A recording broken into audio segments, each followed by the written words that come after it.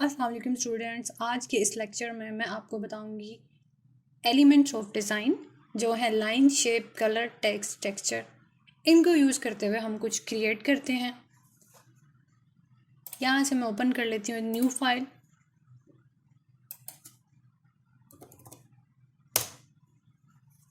File को आप नाम दे दें।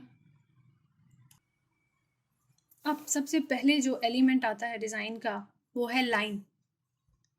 मैं यहाँ पर लाइंस जो हैं वो ड्रॉ करूँगी।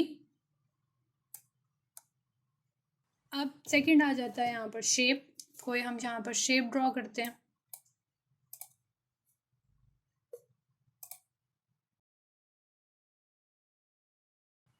शेप के बाद आ जाता है कलर। मैं इसमें कलर को ही ऐड कर देती हूँ।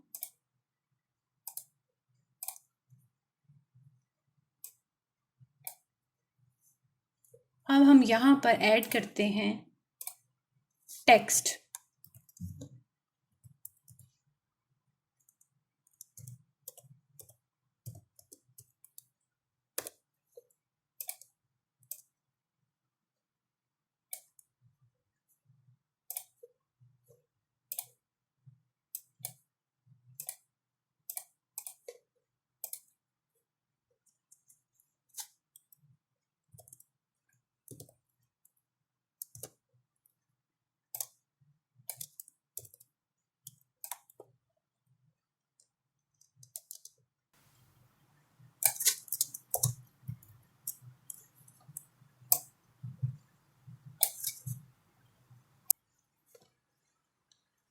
लास्ट हम यहाँ पर ऐड करेंगे एक टेक्सचर।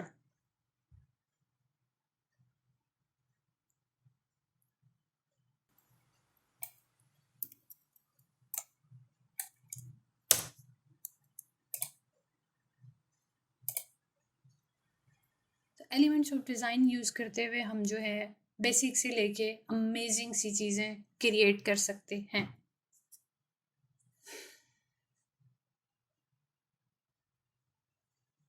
अब इस ओवरऑल डिज़ाइन में सिंपली लाइन यूज़ हुई है, टेक्स्ट यूज़ हो गया है, शेप यूज़ हो गई है, कलर यूज़ हो गया है और हमने टेक्सचर ऐड कर दिया। अब आ जाते हैं हम अपने फ़ोटोशॉप की तरफ। फ़ोटोशॉप में आपको लास्ट मैंने इंटरफेस के बारे में बताया था और मूव टूल के बारे में। आज मैं आपको थोड़ा सा और चीज़ें एक्सप्लेन करूँगी। टूल्स में मैं आपको जो है मार्की टूल्स पढ़ाऊँगी, फ्री ट्रांसफॉर्म का ऑप्शन बताऊँगी और उसी से रिलेटेड असाइनमेंट आपको दूँगी। फर्स्ट लेक्चर में मैंने आपको जस्ट इसका इंटरफेस बताया था और आपको मूव टूल का बताया था, जिसकी शॉर्ट की थी वी। अब मैं यहाँ पर एक न्यू इमेज ओपन करती हूँ।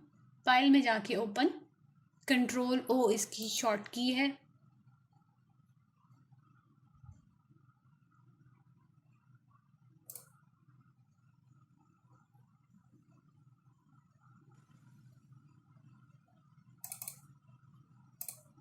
और इस इमेज को मैं यहाँ फोटोशॉप में ओपन कर रही हूँ।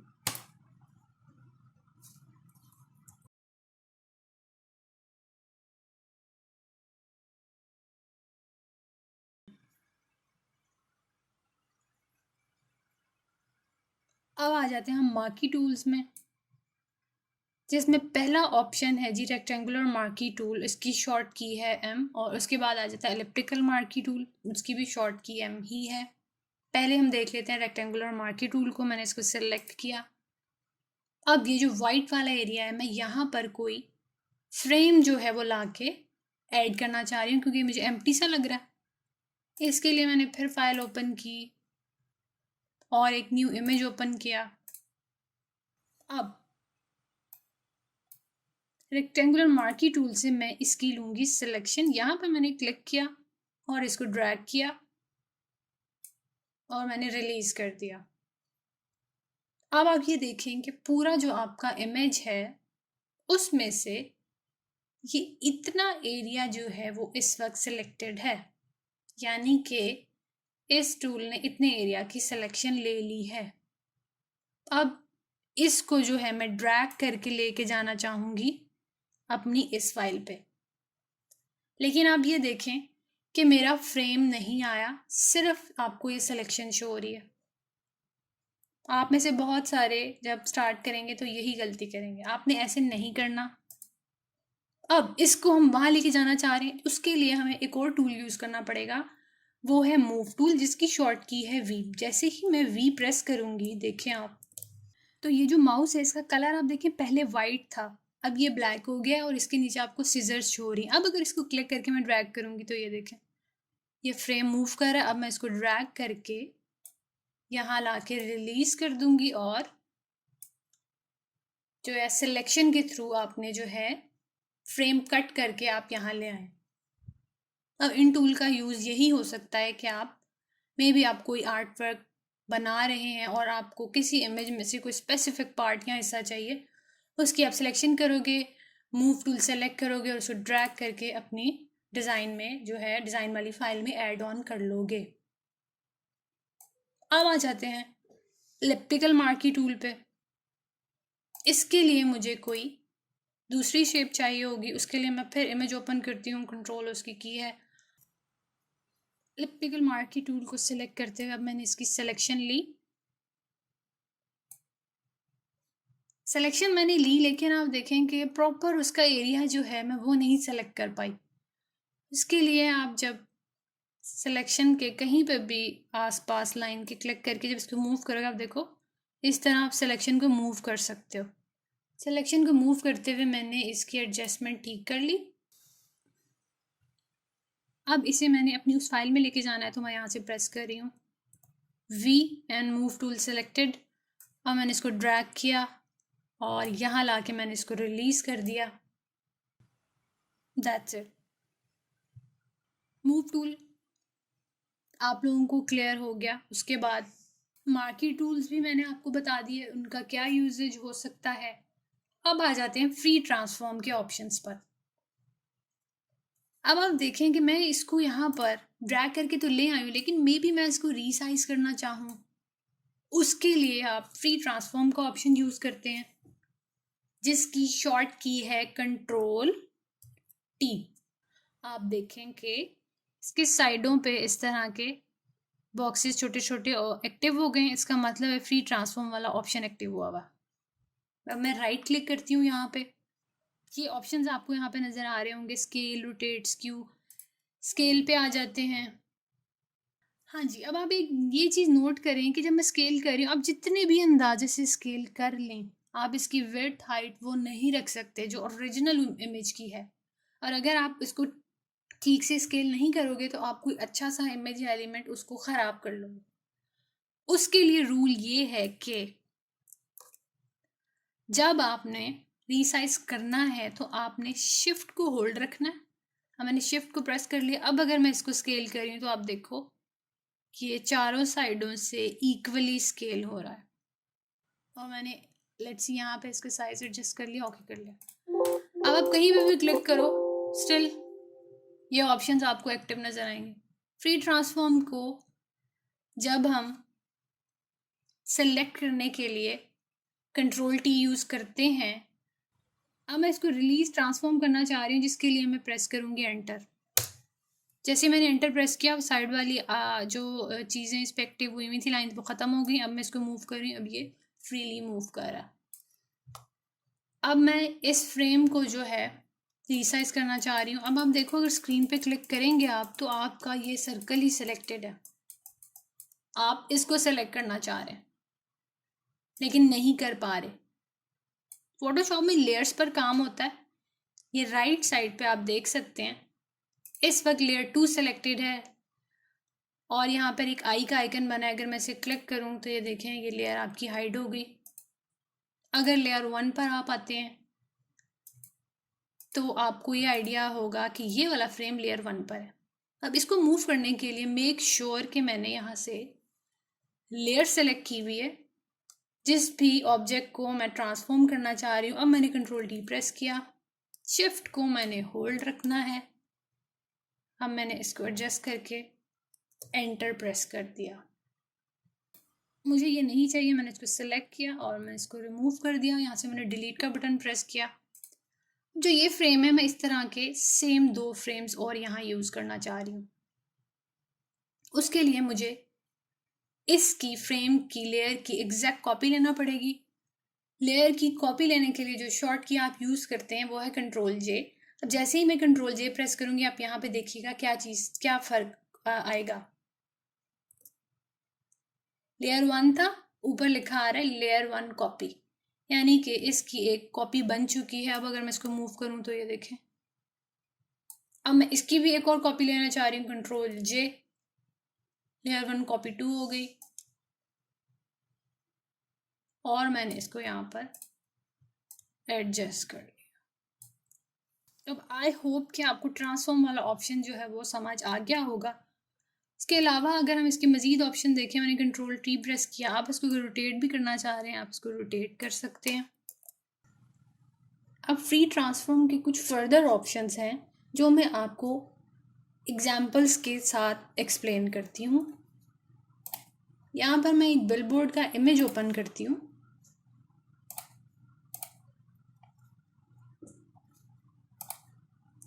मैं ये चाहती हूँ कि कोई इमेज जो है हम बिलबोर्ड के ऊपर जो है यहाँ पर फिट करें, लाइक ऐसे ही लगे जैसे कि वो पिक्चर ली गई है। उसके लिए ट्रांसफॉर्म में कुछ ऑप्शंस होते हैं जिनका यूज़ हम करते हैं।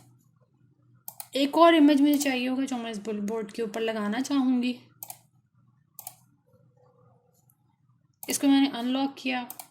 ये मार्की सिलेक्शन टूल का फ़ायदा क्या है और क्या यूज़ है, ये मैंने सिलेक्शन ली, इसको ड्रैग करके हम यहाँ ले आए, कंट्रोल टी प्रेस किया, शिफ्ट को होल्ड रख के मैं इसकी थोड़ी रीसाइजिंग कर लेती हूँ।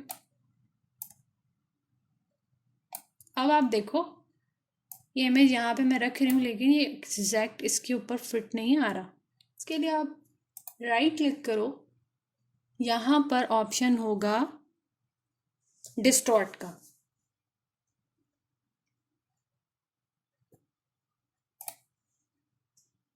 इस कॉर्नर को मैंने यहाँ अटैच कर दिया, ये मैंने यहाँ किया, इसको मैं यहाँ कर रही हूँ,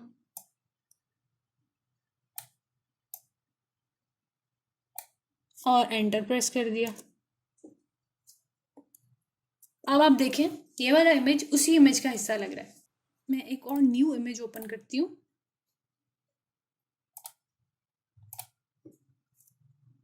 कंट्रोल टी किया, right click, perspective, let's see perspective से क्या होता है। अब मैं इसको जब भी देखें स्केल कर रही हूँ तो ये इमेज को एक पर्सपेक्टिव में ले आएगा।